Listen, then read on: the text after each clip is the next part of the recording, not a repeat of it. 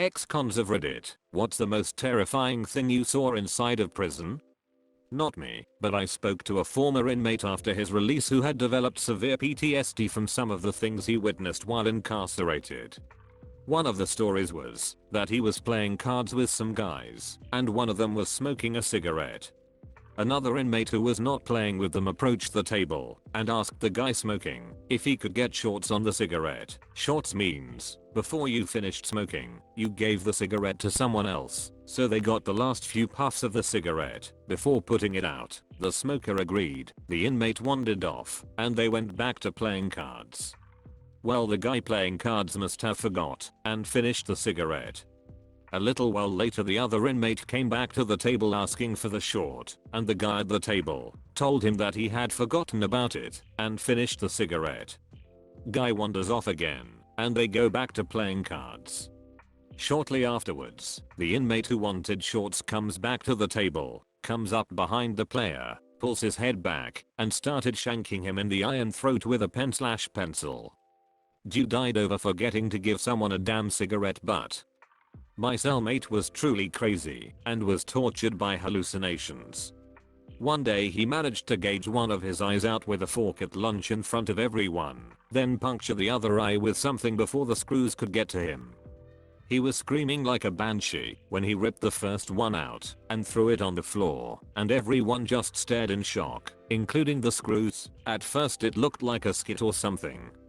After the one was out he went really quiet and pulled something from his waist and started rapidly stabbing the other eye with it. I heard it pop. By that time a couple of screws were already just about on him and they took him down. Never saw him again after that, but I heard he was completely blinded. So quite a few of us never finished lunch, and some got some counseling because it was so violent and shocking. I still remember a screw picking the eye up with a clear plastic bag while we were all being filed out. A dude got 2 full kettles of boiling water poured on his head. And a convicted murderer explaining how he killed, dismembered with an angle grinder then disposed of the body. My brother said a guy across from him had a new cellmate who had gastrointestinal problems and wouldn't stop farting these rancid horrible farts after the guy told him repeatedly to stop. Not like he could help it, so the guy beat the farter to death in their cell with his bare hands. My brother said he had never seen so much blood from one person before. I did a 4-month stint in Kajang, Malaysia. This Nigerian dude used to pilfer from other cells. This Malay gang found him and dipped his hand in boiling oil, basically deep fried it while it was still attached to him. That scream, it still curdles my blood. Poor guy was reduced to an unconscious pool of blood, sweat, tears, vomit, shit and piss. He lost more than his hand on that day. I was in a South American prison. There was a lot of drug addicts. They usually sold their food in order to buy more drugs, so they were always hungry.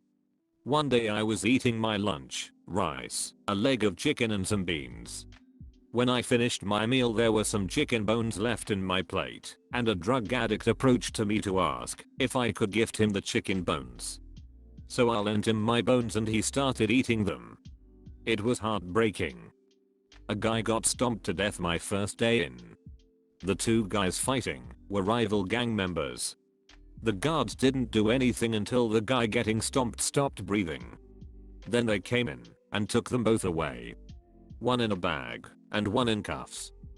Brixton, a wing.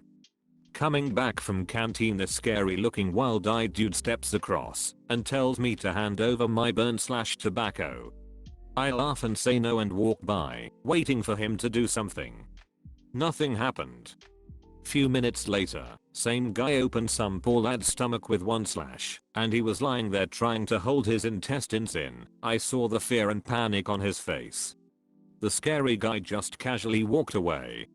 No idea what happened to either of them. Alarms went off. Everyone back to their cells and locked up again. Dude in the cell next to mine tried to kill himself with a sharpened pencil. He just kept stabbing himself in the chest, but couldn't get deep enough. He was hauled off by co's kicking and screaming, begging for death.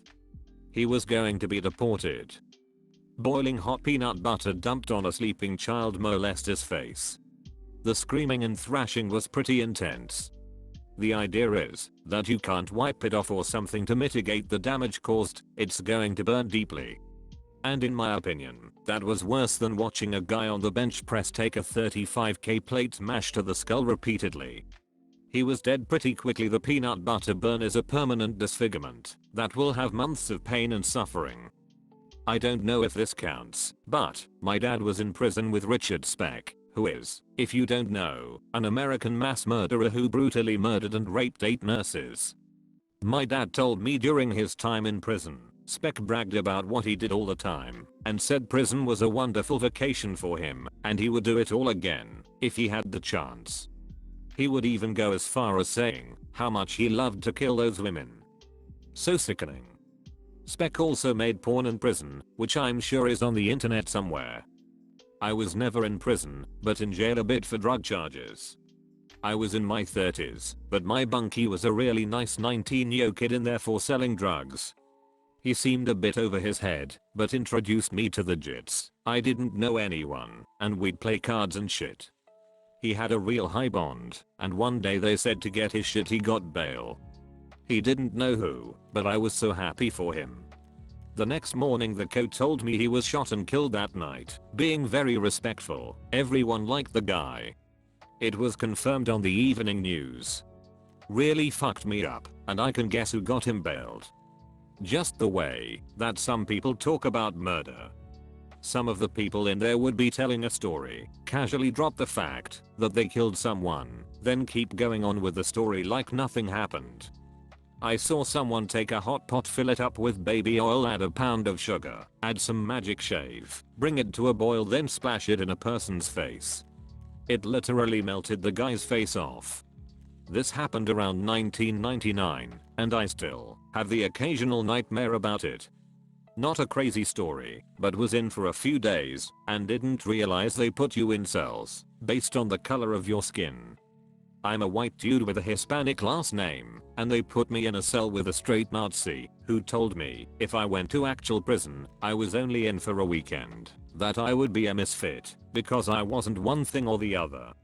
He openly called the black dudes next to our cell horrible things. I'm not a con, but my dad told me when he was upstream, guards informed them that they had a high-case child rapist coming in. When the guy got there, he ended up being this old white man walking with a cane. He didn't last very long on the courtyard. They killed him on the prison yard. This happened on my 6th day of my only time ever in jail.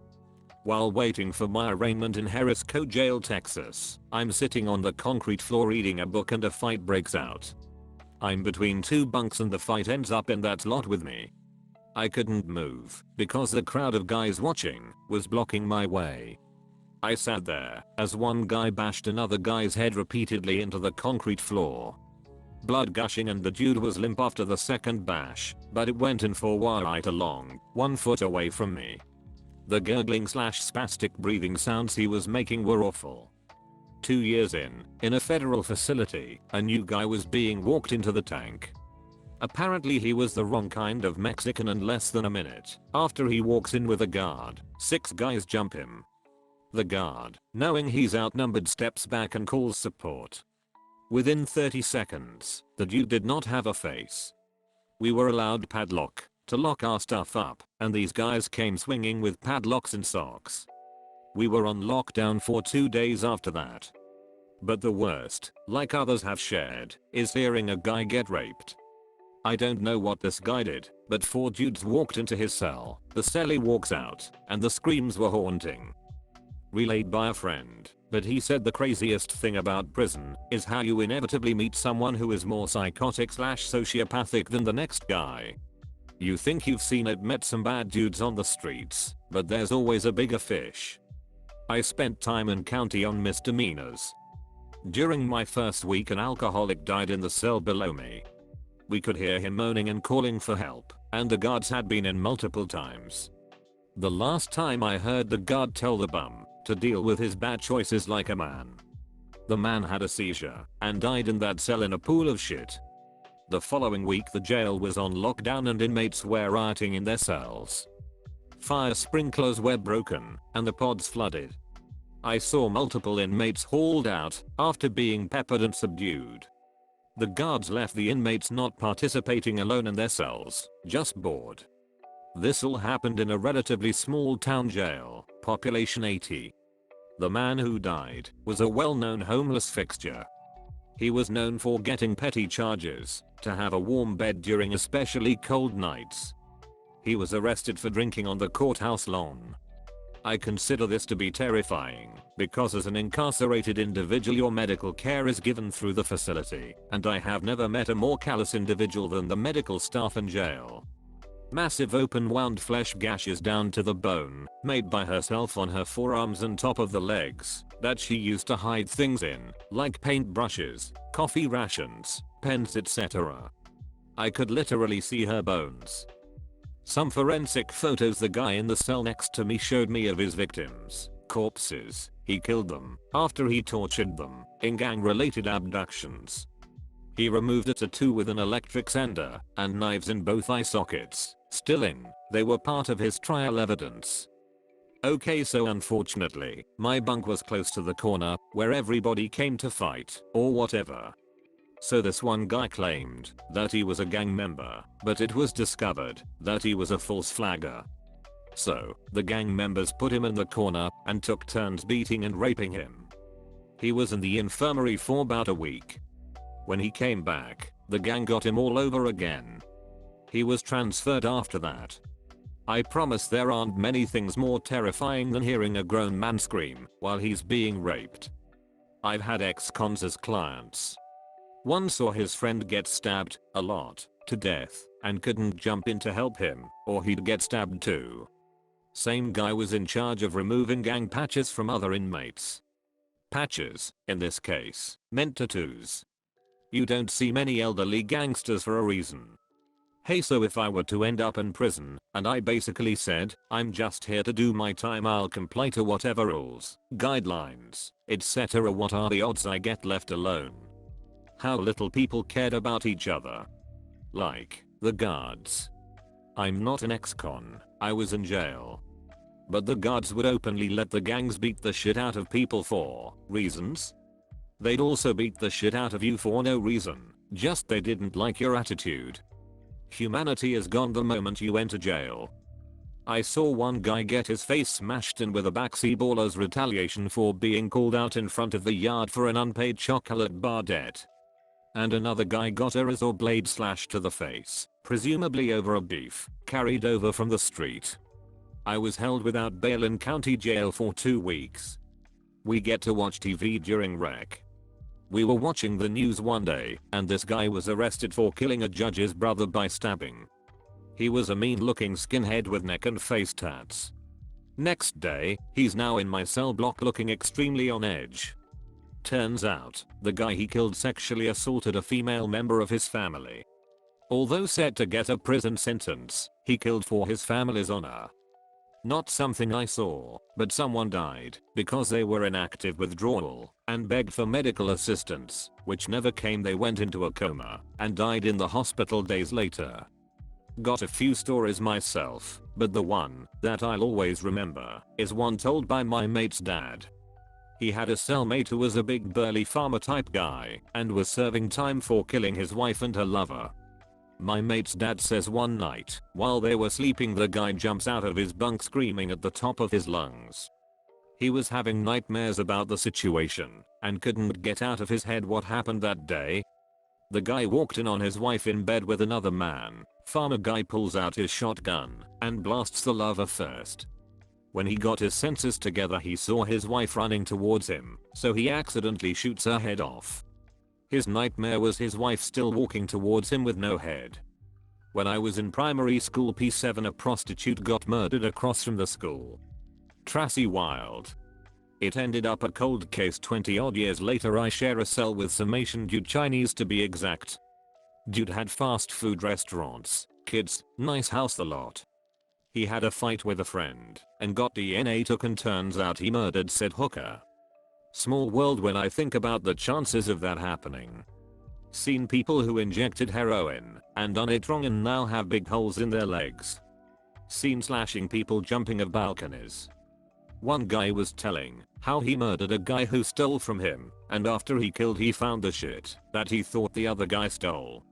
Another guy sitting in the room listening to the story also started to laugh, and the one telling the story turned around and said to the guy laughing his head off, "WTF are you laughing about? You had 2 persons in your freezer, did you have frozen pizza in there too?" And the whole room bursted out in laughter, including myself, as the situation was so surrealistic. Also saw a guy who had hanged himself in his room, and the normal looks of pedophiles, that could be anyone, freaked me out. If you want to know how a criminal looks like, take a look in the mirror. It could be anyone.